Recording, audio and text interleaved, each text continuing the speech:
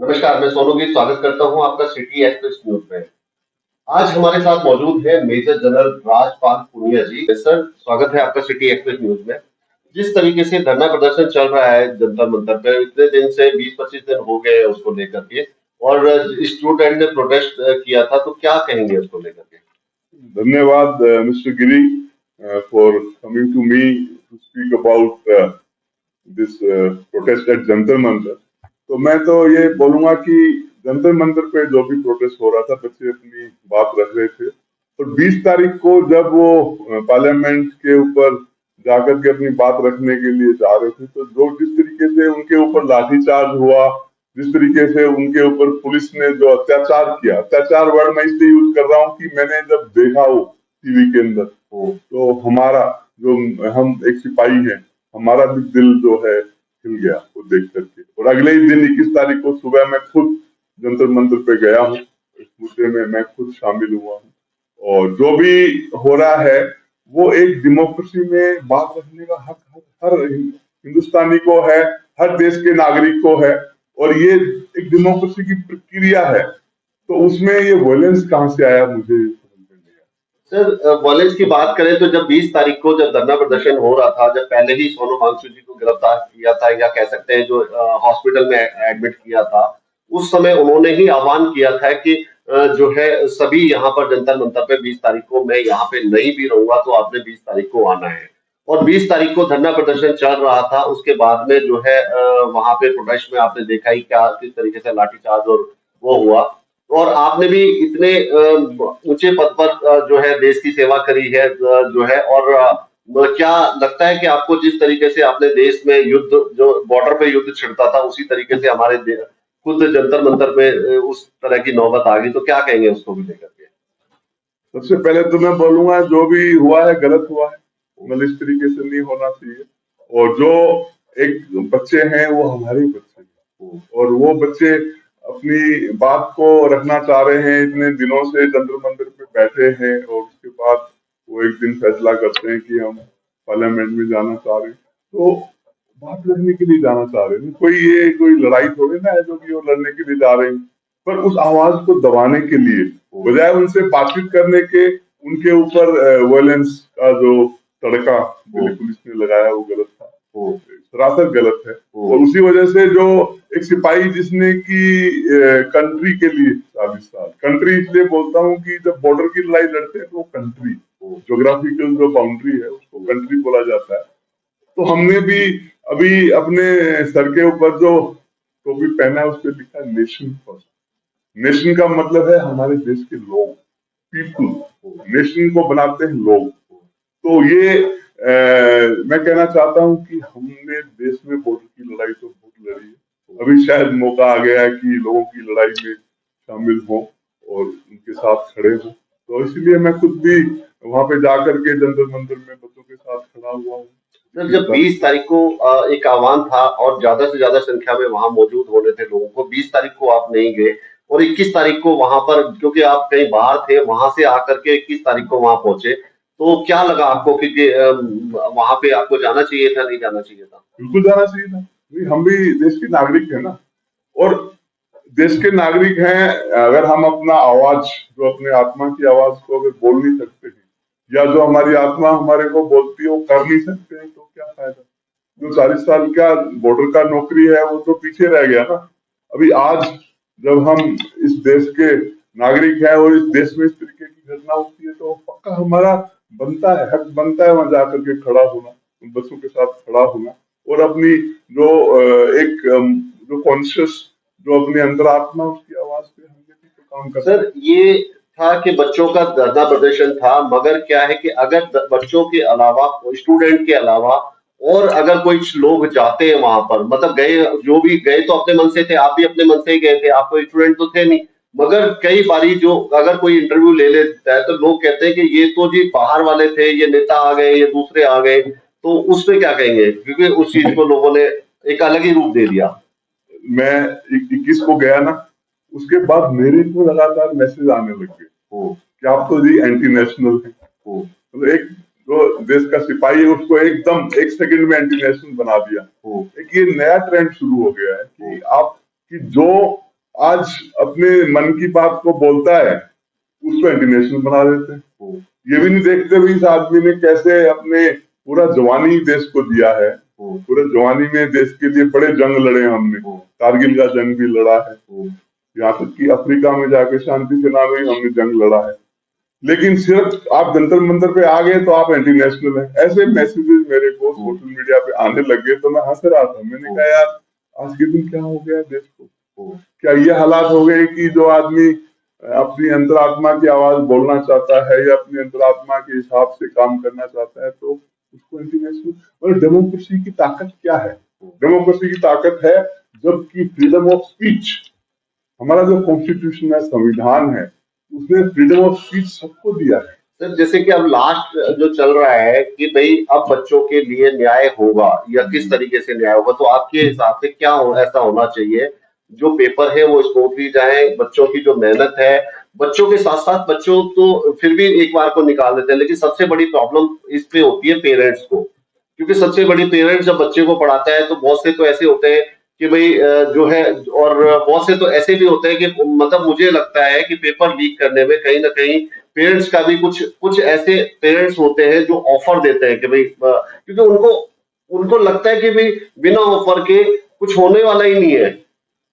उसमें जो है पेरेंट्स का हाथ होता है अगर पेपर लीक में, क्योंकि चढ़ावा तो पेरेंट्स ही चढ़ाएंगे, ठीक है, लेकिन पेरेंट्स तक वो बात आती कहाँ से है? मतलब या तो कॉलेज की तरफ से या फिर जो क्लासेस होती है वहां से आती है कि भाई इतना चढ़ावा चढ़ाओ तो आपको जो है पेपर मिल जाएगा, तो इस पे क्या कहेंगे? देखो पेपर लीक का जो मामला है ना, it is only the tip of the iceberg. ये एक वो जो छोटा मुद्दा है, बड़ा मुद्दा जो मैं अभी उठाने की कोशिश कर रहा हूँ। पेपर लीक तो गलत है, नहीं होना चाहिए। एक बार नहीं हुआ, कितनी बार पेपर लीक हुए? तभी तो ये बच्चे आज, वही तो, एक बार होता तो चल जाता है कि एक बार हो सकता है, लेकिन क्या है कि अब भरोसा किया जाए तो किस पे किया जाए? तो इसलिए ये तो बिल्कुल सरासर गलत है ही है। लेकिन मैं एक अभी बड़ा मुद्दा उठाने की कोशिश कर रहा हूँ कि हमारा जो एजुकेशन पॉलिसी है, ये एजुकेशन पॉलिसी जो है एम्प्लॉयमेंट या रोजगार से लिंक करना होना चाहिए कि एक बच्चा अपना एजुकेशन पूरा करने के बाद उसको एम्प्लॉयमेंट देना सरकार की जिम्मेवारी है। बड़ा मुद्दा क्या है आज के दिन? बेरोजगारी, अनएम्प्लॉयमेंट। जो नीट का पेपर लीक से बच्चे इतने ज्यादा परेशान हुए हैं, पर उसके पीछे परेशानी सबसे बड़ी मालूम क्या है? जो बेरोजगारी की परेशानी है। आज के दिन देश में हर घर में बेरोजगार सकते। सर मैं आप ही की बात करूंगा क्योंकि आपका ही मुद्दा, आप इतने अच्छे पद से रिटायर हुए हैं, मेजर जनरल का पद एक छोटा नहीं होता, किस्मत वालों को ही मिलता है। तो अब आर्मी की बात करें कि पहले जो आपने जो इतने साल देश की सेवा करी क्योंकि आपको मौका मिला, अगर आज का जिस तरीके से 5 साल का वही चीज हो गया है कि बच्चे तो वो युवा ही है, अगर युवाओं को केवल और सरकारी के नाम पे एक आर्मी में जाने के नाम पर एक 5 साल का मौका मिल रहा है, उस पर क्या कहेंगे? बिल्कुल गलत। 5 साल का नहीं, 4 साल का मौका मिल रहा है, जो कि जो ये अग्निवीर नया स्कीम आया है, हम तो इसको अच्छा नहीं मानते। ऑलरेडी इसका इम्पैक्ट नजर आना शुरू हो गया है। क्यों? क्योंकि हमारे देश की जो आर्मी है ना, जो मिलिट्री है, उसकी ताकत है उसका सिपाही। अगर आप उसको 4 साल के लिए ले रहे हो, जब तक वो ट्रेन होता है उसको आप घर भेज रहे हो, घर भेज देते हो, तो हमारा सिपाही कमजोर हो रहा है। तो ये भी तो कहा था कि उनको जो रिटायर होंगे उनको चौकीदार की नौकरी मिलेगी, तो पता नहीं क्या मिलेगी, लेकिन जो आपकी जो हमारी मिलिट्री है उससे कमजोर बनेगी। क्योंकि हमारी जो ताकत है एक सिपाही है, और उस सिपाही को अगर कमजोर किया जा रहा है 4 साल के लिए लेकर के, और उसके बाद में जैसे 4 बच्चे लेंगे तो 1 बच्चा रखेंगे, 3 को घर भेज देंगे, तो क्या होगा? मतलब कि रोटेशन में इतने सारे सिपाही जो अग्निवीर, जो कि सिर्फ 4 साल के लिए आते हैं फिर चले जाएंगे। डिसिप्लिन, ऑलरेडी डिसिप्लिन कमजोर होने लग गया है। इन बच्चों को मालूम है वापस घर जाने वाले। ऑपरेशन में गोलियों के सामने जब वो जाते हैं ना, तो उसको एक तसल्ली होनी चाहिए कि अगर मैं देश के लिए जान दे देता हूँ तो पीछे मेरे परिवार को या मेरी मिसेज को जिंदगी भर तक देश देखभाल करेगा। अभी जो अगर अग्निवीर है वो कैजुअलिटी होता है तो कोई पेंशन, परिवार को फैमिली पेंशन नहीं मिलता है। तो लेकिन एक बात बताएं सर, फिर भी लोग जो देखो आर्मी में आज भी जो आप किसी भी गांव वगैरह में जाओ वहां से तैयारी कर रहे होते हैं, सब कुछ है, लेकिन 4 साल के लिए भी रिस्क लेने को तैयार होते हैं। बेरोजगारी है ना। हाँ, उसको ये भी मंजूर है। क्यों? क्योंकि बेरोजगारी देश में इतना ज्यादा है। आप सोच लीजिए, आज से मैं बात करता हूँ 40 साल पहले, मैं एक यंग ऑफिसर था मिलिट्री में। तब मिलिट्री में आने के लिए इतना उत्साह नहीं था, क्योंकि बाकी जो रोजगार एम्प्लॉयमेंट काफी थे, तो इतना कम मतलब आदमी का रुझान इतना ज्यादा नहीं था। अभी इतना ज्यादा क्यों है? बाहर कुछ है ही नहीं ना, तो गांव में बच्चे हैं। आज की डेट में हर चीज प्राइवेट होती जा रही है, क्योंकि एम्प्लॉयमेंट जो था, स्टील अथॉरिटी ऑफ इंडिया के काफी सारे एम्प्लॉयज आपको पता है कि वे निकाले गए क्योंकि उसको प्राइवेट। लेकिन क्या है, उसमें भी जो गवर्नमेंट की जॉब थी, जो पुरानी पुरानी कंपनियां खड़ी हुई थी, और आज की डेट में जो है उनको प्राइवेट करके प्राइवेट जॉब में कन्वर्ट किया जा रहा है। तो इस पे लेकर के क्या कहेंगे?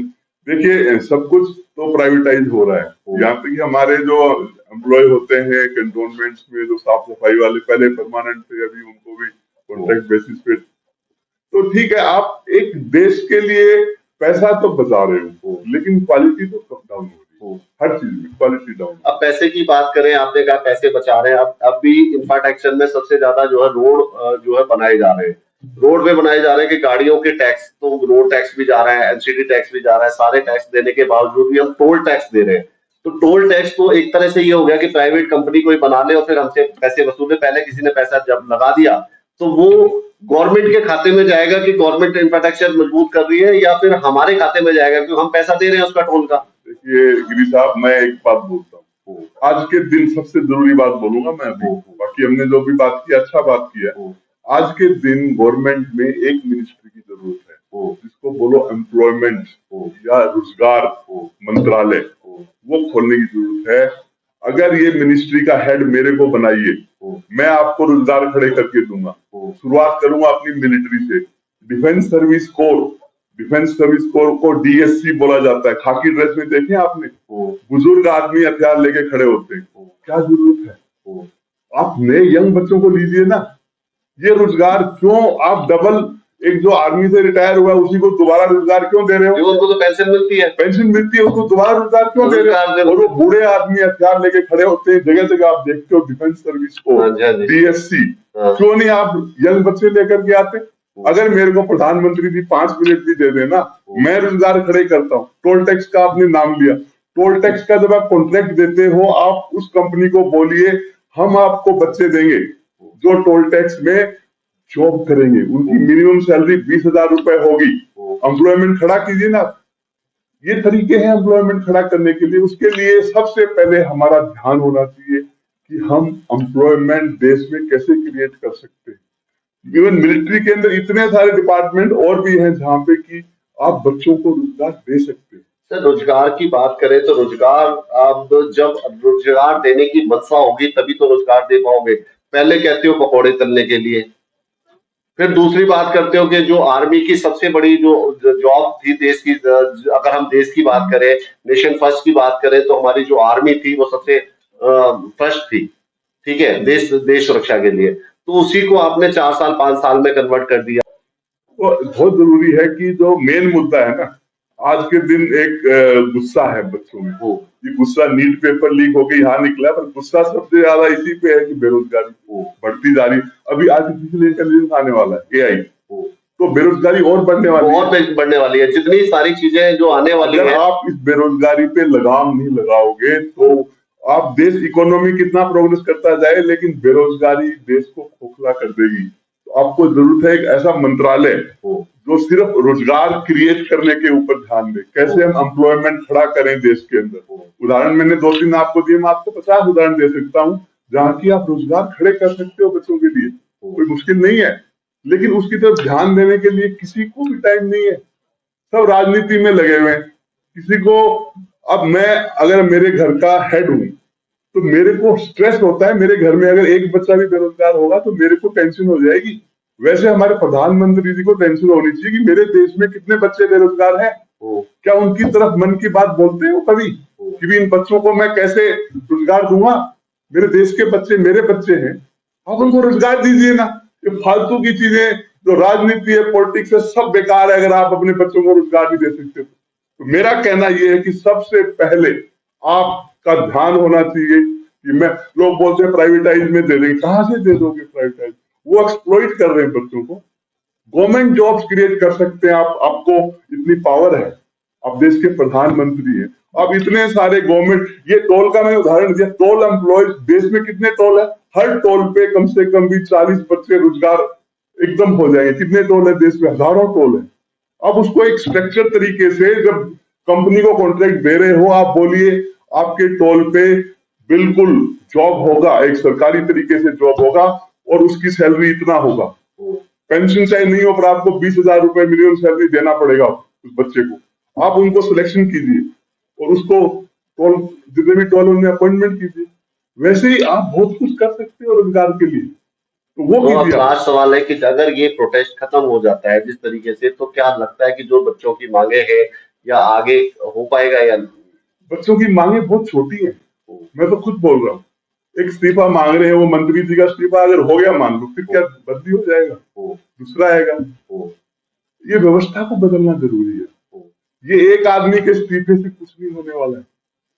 मैं खुद इस चीज को मानता हूं कि आपको जब तक सिस्टम को नहीं बदलेंगे ना, आज भी कोई मंत्री चेंज हुआ है एजुकेशन में? नहीं, वो हो जाएगा, पर सिस्टम को बदलना पड़ेगा।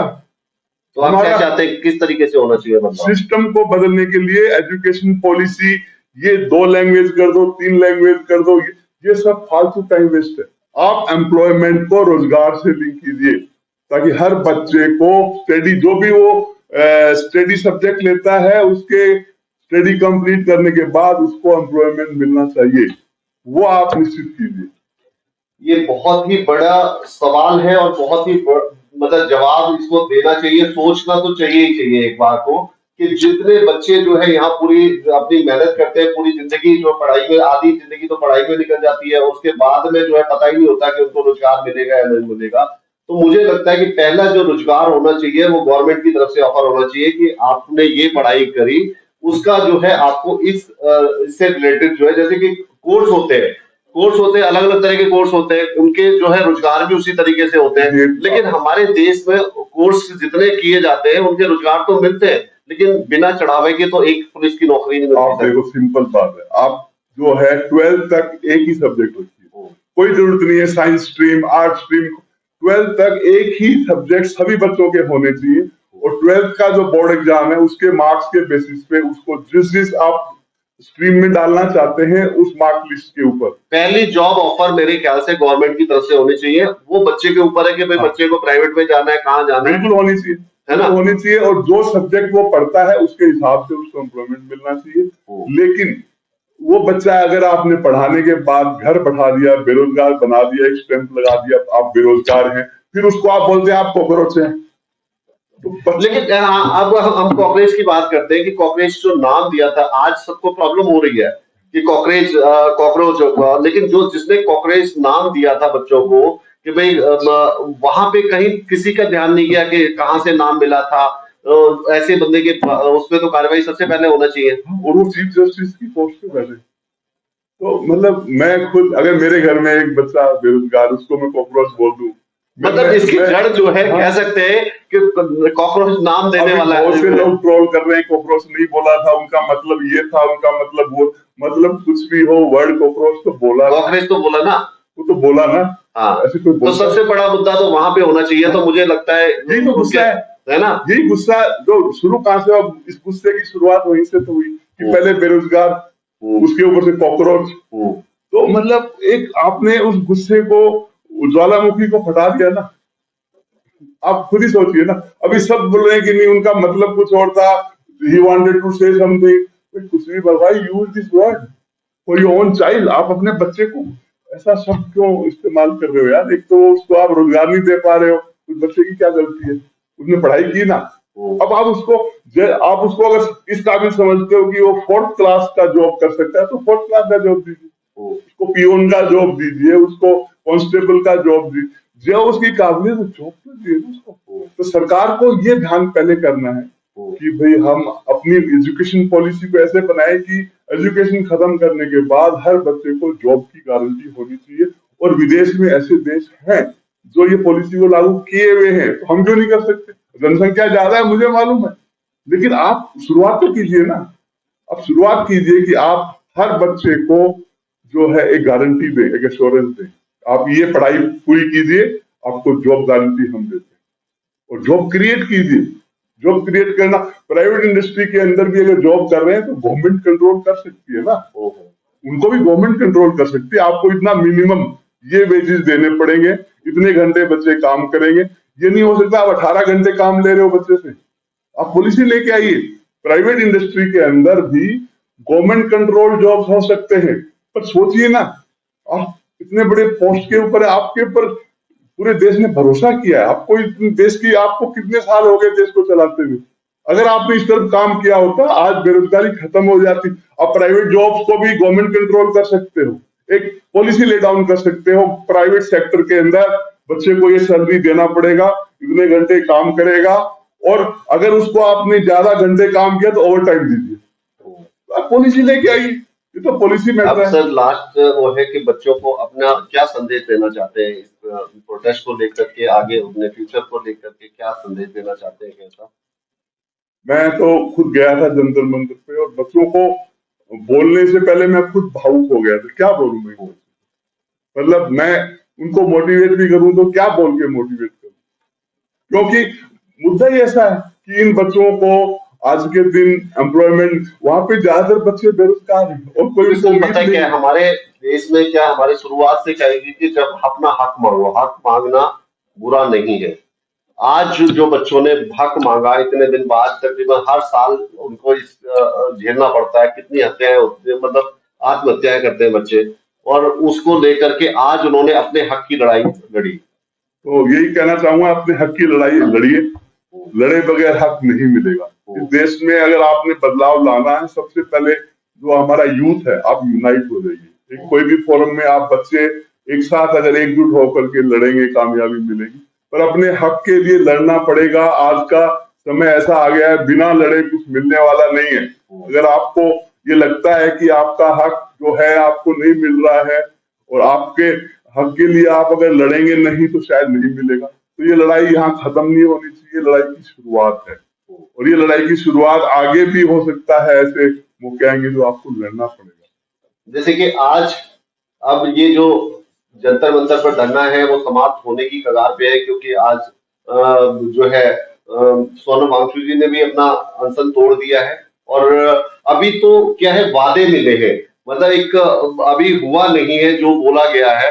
आगे कब तक होता है, आगे आगे फिर नीट की परीक्षाएं आएंगी, फिर देखा जाएगा कि भाई किस तरीके से वो होता है, बच्चों को कितना आज का आश्वासन जो है कितना आगे काम करता है। और एक बात और बोलूंगा, आज कितने बच्चे सुसाइड कर रहे हैं, मतलब आप देखिए ना, कितने एक साल में कितने बच्चों ने सुसाइड किया। तो कहीं ना कहीं स्ट्रेस बहुत ज्यादा हो रहा है बच्चों के ऊपर। तो इसी के साथ मैं विदा लेता हूँ, धन्यवाद। Thank you.